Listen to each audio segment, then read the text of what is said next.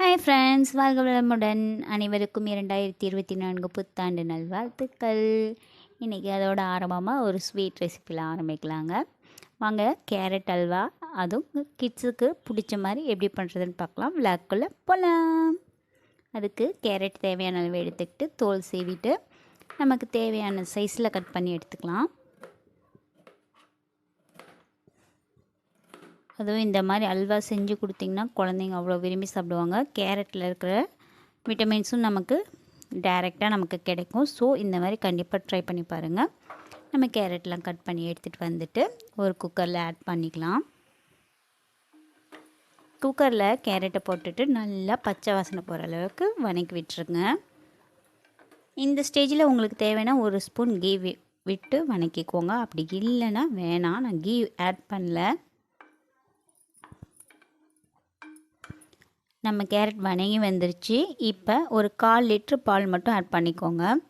Carrot வேகிற அளவுக்கு தேவையான பால், அவ்வளோதான்.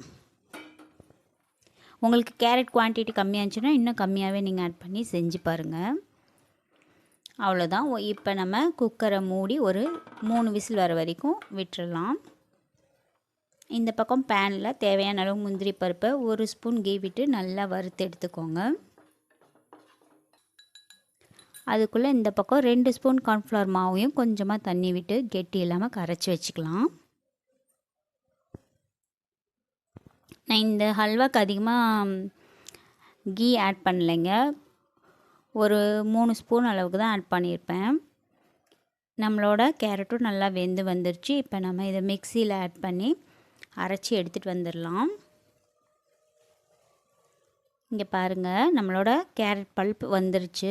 இப்போ நான் ஏற்கனவே கீ ஆட் பண்ணியிருக்கேன் பேனில். ஸோ நம்ம பல்ப்பையும் ஆட் பண்ணி நல்லா சுருண்டு வர வரைக்கும் நல்லா வதக்கி விட்டுருலாங்க. நம்ம தண்ணி ஆட் பண்ணாதனால சீக்கிரம் சுருண்டு வந்துடும். இப்போ கலருக்காக நம்ம நாட்டு சக்கரை கொஞ்சமாக ஆட் பண்ணி கிளறி விடுங்க.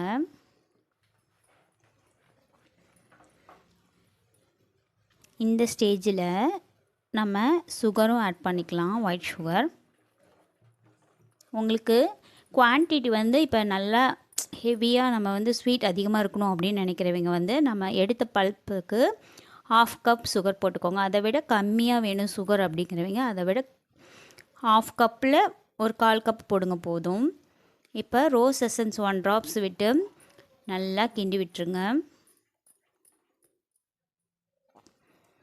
உங்களுக்கு நல்லா தெரியும் பாருங்கள். இன்னும் கொஞ்சம் நேரத்தில் ஹல்வா எவ்வளோ அப்படியே டெக்ஸ்சரோடு நல்லா சுருண்டு வரும்.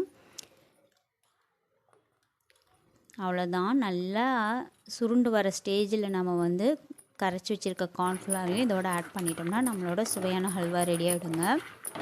உங்களுக்கு பார்த்தாவே தெரியும். நான் இதுக்கு நிறையா நெய் ஆட் பண்ணியிருந்தால் இன்னும் டேஸ்ட்டாகவே இருந்திருக்கும். வீட்டில் இருக்க பொருளை வச்சு எப்படி பண்ணலாம் அப்படிங்கிற மாதிரி தாங்க பண்ணேன். சூப்பராகவே இருந்துச்சு. நீங்களும் இதேமாரி ட்ரை பண்ணி பார்த்துட்டு எப்படி வந்துச்சுன்னு கண்டிப்பாக கமெண்ட் பண்ணுங்கள். பிடிச்சிருந்தா உங்கள் ஃப்ரெண்ட்ஸுக்கும் ஷேர் பண்ணுங்கள். ஃபைனல் ஸ்டேஜ் இது தாங்க. இப்படி தான் நம்ம ஹல்வா இருந்துச்சு.